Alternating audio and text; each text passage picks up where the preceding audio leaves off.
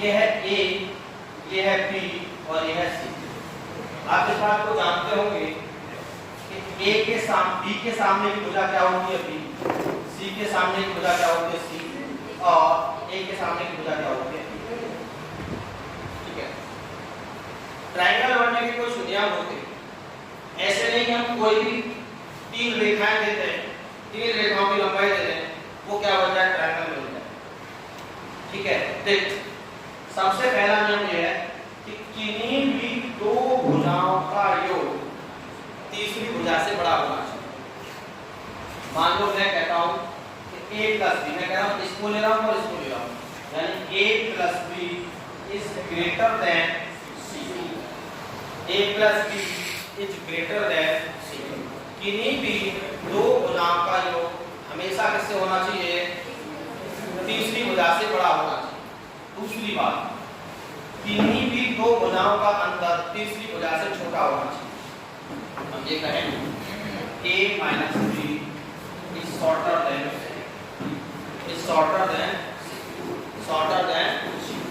ठीक है, किन्हीं भी दो भुजाओं का अंतर क्या होना चाहिए, तीसरी भुजा से कैसा होना चाहिए, छोटा होना चाहिए।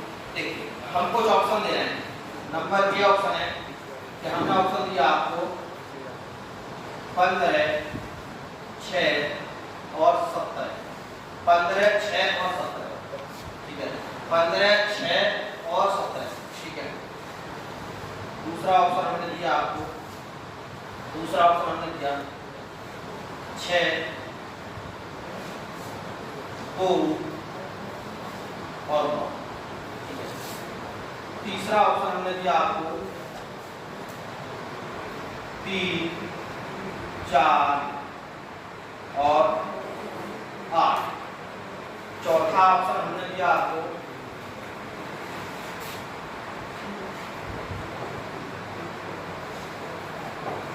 6, 8 और 16। बताइए जरा इनमें से कौन सी ऐसी भुजा, कौन सा ऐसी भुजा है जिससे ट्रायंगल बन सकता है। किन्हीं भी दो भुजाओं का योग तीसरी भुजा से कैसा होना चाहिए, बड़ा होना चाहिए। अगर हम इसको इसको जोड़ेंगे तो कितना होगा, 6 और 8, इससे कैसा है, छोटा है बेटा। या इसको जोड़ेंगे तो कैसा है, 9 2 11 है। 11 से बड़ा है 6 से। देखिए 9 2 11 है, 9 2 11 इससे कैसा है,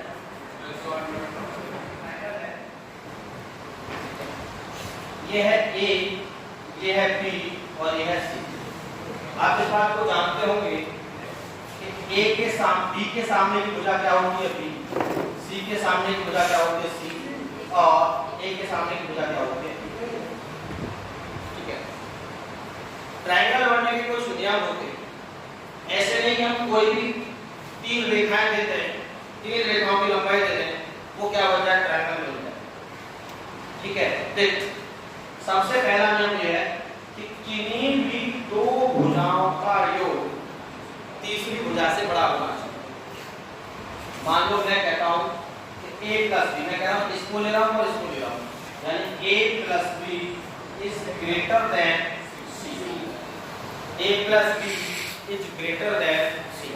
किन्हीं भी दो भुजाओं का योग हमेशा किससे होना चाहिए, तीसरी भुजा से बड़ा होना चाहिए। दूसरी बात, किन्हीं भी दो भुजाओं का अंतर तीसरी भुजा से छोटा होना चाहिए। हम ये कहें a minus b is shorter than c।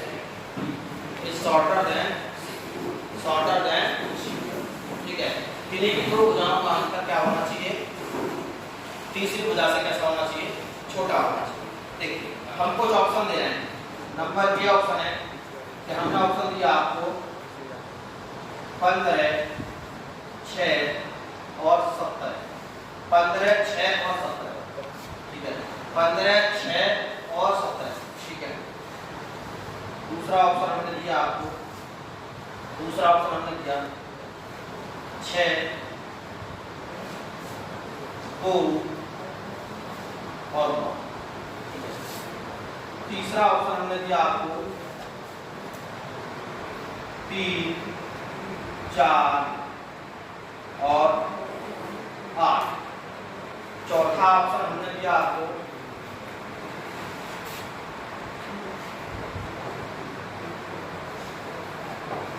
6, 8 और 16। बताइए जरा इनमें से कौन सा ऐसी भुजा है जिससे ट्रायंगल बन सकता है? देखो किन्हीं भी दो भुजाओं का योग तीसरी भुजा से कैसा होना चाहिए? बड़ा होना चाहिए। अगर हम इसको जोड़ेंगे तो कितना होगा? 6 और 8। इससे कैसा है? छोटा है बेटा। या इसको जोड़ेंगे तो कैसा है? 9 तो 11 है। 11 से बड़ा है 6 से। देखो 9 तो 11 है। क्या 9 तो 11 30 बनेगा क्या? 3 4 30 बनेगा क्या? नहीं बनेगा। 7 9 14 7 9 14 बनेगा क्या? बनेगा। ये बनेगा। ठीक है। ये क्या होगा? बनेगा। ये क्या होगा बेटा? बनेगा। यानी ऐसा नहीं होगा कि आप एक काम कर दें, सीधा आपको कोई संख्याएं दे दें और आप उनका क्या निकाल दें? आप उनका क्षेत्रफल निकाल दें। नहीं निकल पाएगा। पहले तो ये देखो त्रिभुज बन भी रहा है या नहीं बन रहा। नियम क्या है कि किन्हीं दो छोटी भुजाओं का योग हमेशा हमेशा बड़ी भुजा से क्या होगा? ज्यादा। ठीक है। और दो छोटी भुजाओं का अंतर हमेशा क्या होता है? बड़ी भुजा से छोटा होता है। समझे? चलो इतनी बात समझ में आ गई? एक ट्रायंगल बनेगा। ठीक है। कभी-कभी हमें कुछ ऐसे प्रश्न भी दे देता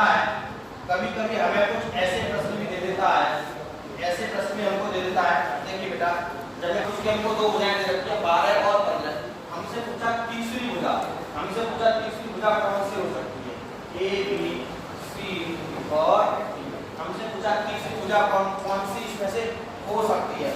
2 30 50 30। तो ऑप्शन है आपके पास 2 30 50 2 30 50 30। तो इसका नियम क्या है? चलो रेंज में पूछता है। रेंज में क्या तीसरी भुजा कौन सी हो सकती है? तो तीसरी भुजा कौन सी हो सकती है? तो तीसरी भुजा क्या होगी? इनका अंतर कितना? 3। अंतर से तो कैसी होगी? बड़ी होगी ना। अरे अंतर से तो कैसी होगी? बड़ी। मान लो ये कौन सी है? x और इनका योग कितना है? 27। 27 से कैसी होगी? तो 27 से कैसी होगी? छोटी होगी।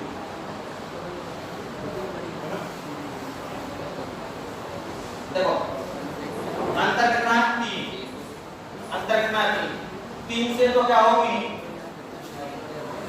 3 से तो क्या होगी? बड़ी। मान लेते हैं कि ये x है, लेकिन 27 से कैसी होगी? छोटी। 27 से कैसी होगी? छोटी। बात सही है ना? अरे 27 से कैसा होगा? छोटा होगा। नहीं भाई 27 से क्या होगा? छोटा। क्योंकि इन दोनों का जो योग होगा 27 होगा। 27 से तो क्या होगी? वो संख्या छोटी होगी। और लेकिन 3 से कौन सी होगी? बड़ी होगी। अंतर से बड़ी होगी। 27 से कैसी होगी? छोटी होगी। तो जरा देखना, आप मुझे बताओ 3 से बड़ी तो क्या 2 हो सकती है? 27 से छोटी होगी तो क्या 30 हो सकता है? अब देखो 3 और 27 के बीच में कौन पड़ा? 20 पड़ा। 3 और 27 के बीच में कौन पड़ा? 20 पड़ा। ठीक है, हो गया। 3 और 27 के बीच में क्या? कभी-कभी ये दे देगा किसी त्रिभुज की, मान लो ये भुजा का तीसरी भुजा कैसे रखी है? x। क्या पीछे तक सबके समझ में आया? एक क्वेश्चन और रेंज का लेते हैं। बेटा रेंज का। जैसे हमको कोई त्रिभुज दे रखा है, मान लीजिएगा a b c। a के सामने की भुजा a, b के सामने की भुजा b और c के सामने की भुजा c। a के सामने की भुजा a, b के सामने की भुजा b और c के सामने की भुजा बेटा क्या हो जाएगी? c हो जाएगी। ठीक है, हमें दे रखा है 6 और 8, यानी क्या है? 6 और 8 इसकी भुजाएं दे रखी हैं। तीसरी भुजा क्या होगी? ऑप्शन है हमारे पास, ठीक है, चलिए पहली बात देखो, इसका मतलब क्या है 6 और 8 इन दोनों का कितना है 2 से तो क्या होगा बड़ा 2 से तो क्या होगा x बड़ा लेकिन छोटा कैसे होगा हम लिखते हैं बेटा 15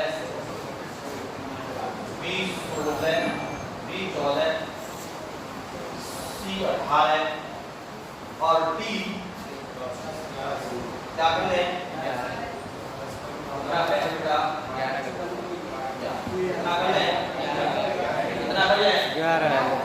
कर ले 11 आप मुझे बताओ अगर ये बराबर भी होगा तब भी नहीं चलेगी बात, अगर ये बराबर भी होगा तब भी नहीं चलेगा। तो सुनो ये हमेशा ध्यान रखो दो भुजाओं के अंतर से हमेशा तीसरी भुजा बड़ी होगी, ठीक है, और दो भुजाओं के योग से हमेशा तीसरी भुजा कैसी होगी छोटी होगी। तो क्या बनेगा त्रिभुज बनेगा, ठीक है। चलिए 14 से ज्यादा तो हो नहीं सकता, 14 के बराबर नहीं हो सकता, 14 से ज्यादा नहीं हो सकता, लेकिन ये इसके 2 और 14 के बीच में पड़ रहा है क्या है 2 और 14 के बीच में पड़ रहा है क्या बात समझ आ रही है? कोई दिक्कत है क्या, कोई दिक्कत है क्या? ठीक है चलिए आगे बढ़ते हैं। समझ में आ रही बात? ये बड़ी बेसिक बातें हैं, बड़ी छोटी छोटी बातें हैं, ठीक है। अब देखिए सुनिए, एक तो होता है इस एक कोण त्रिभुज, एक होता है अधिक कोण त्रिभुज और एक होता है बेटा समकोण त्रिभुज, समकोण त्रिभुज, ठीक है। इसको एक्यूट एंगल बोलते हैं, इसको एक्टिव एंगल बोलते हैं, इसको क्या बोलते हैं बेटा राइट एंगल ट्रायंगल, ठीक है। देखो इसमें क्या होता है, इनके इसकी बात करें तो इसमें क्या होता है सभी कोणों का योग क्या होता है, सभी जो कोण होते हैं इसके वो क्या होते हैं, सभी कोण क्या होते हैं 90 डिग्री से क्या होते हैं, थीटा क्या होगा 90 डिग्री से क्या होगा छोटा होगा, 90 डिग्री से क्या होगा छोटा होगा, ठीक है। 90 डिग्री से क्या होता है छोटा होता है। इसमें क्या होता है एक कोण क्या होता है, कोई भी एक कोण क्या होता है 90 डिग्री से बड़ा होगा, यानी θ1 इज ग्रेटर देन 90 डिग्री। और दो कोण पूरक होते हैं, पूरक का मतलब क्या होता है, दो कोण क्या होता है जिनका योग क्या होता है, जिनका योग क्या होता है, मान लेते हैं इसको हमने थीटा मान लिया, ये θ2 हो गया और ये क्या हो गया θ3 हो गया। तो दो कोणों का जो योग होगा ना बाकी θ1 प्लस सॉरी θ2 प्लस θ3 का जो योग होगा वो 90 डिग्री, समझ रहे हैं क्या होगा 90 डिग्री होगा। सुनिए तीसरे में क्या होता है, एक कोण क्या होता है, एक कोण क्या होता है, एक कोण क्या होता है 90 डिग्री का होता है, बाकी दो कोण मान लेते हैं, ये कौन सा है θ1, ये है θ2 और ये है θ3, ये है θ3, ये है θ3। तो एक कोण क्या होता है 90 डिग्री का होता है इसमें, बाकी दो कोण यानी θ2 प्लस θ3 बराबर क्या होगा 90 डिग्री, ठीक है। और इनकी कुछ कंडीशंस भी हैं, जरा उनको भी हम लिख लेंगे। देखिए मान लेते हैं ये कौन सा था, ये कौन सा था A B C, A B C, A B और सी, ठीक है। आप सब जानते हैं ए के सामने की भुजा ए, बी के सामने की बी, सी के सामने की सी, ठीक है। ए के सामने की ए, बी के सामने की बी, सी के सामने की सी, ए के सामने की ए, बी और सी। तो क्लियर नहीं होती भाई, क्लियर है, कोई दिक्कत? यानी क्या समझिए निम्न कौन सा होता है, निम्न कौन सा होता है जिसके तीनों कोणों का जिसके तीनों कोण क्या होते हैं 90 डिग्री से कैसे होते हैं, छोटे होते हैं, ठीक है। अब देखो मैं आपको क्या दूंगा, मैं आपको क्या दूंगा बेटा, कुछ नंबर कुछ संख्याएं दूंगा, उनसे आपको त्रिभुज बनवाऊंगा और फिर पूछूंगा कि त्रिभुज कौन सा है, समकोण है, निम्न है या अंतकोण है, ठीक है।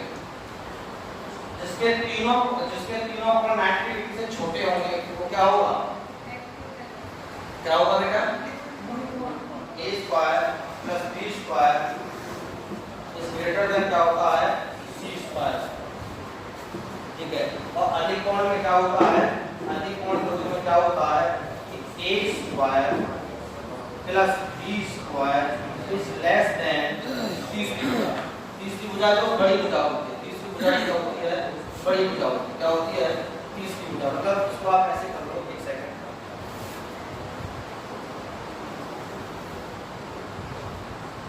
यानी यहाँ पर क्या है एक सेकंड, अगर आप इसके हिसाब से चलें ये हो जाएगा यानी ए स्क्वायर प्लस बी स्क्वायर छोटा होगा बी स्क्वायर, समझेंगे। तो तीसरी भुजा से क्या होगा, दो भुजाओं का योग होगा, दो भुजाओं के वर्गों का योग होगा, तीसरी भुजा के वर्ग के योग से कैसा होगा 180। और हमसे बोल दिया जाए कि त्रिभुज के तीनों कोण 1:2:3 के अनुपात में है, तो बताइए त्रिभुज की प्रकृति कैसी होगी।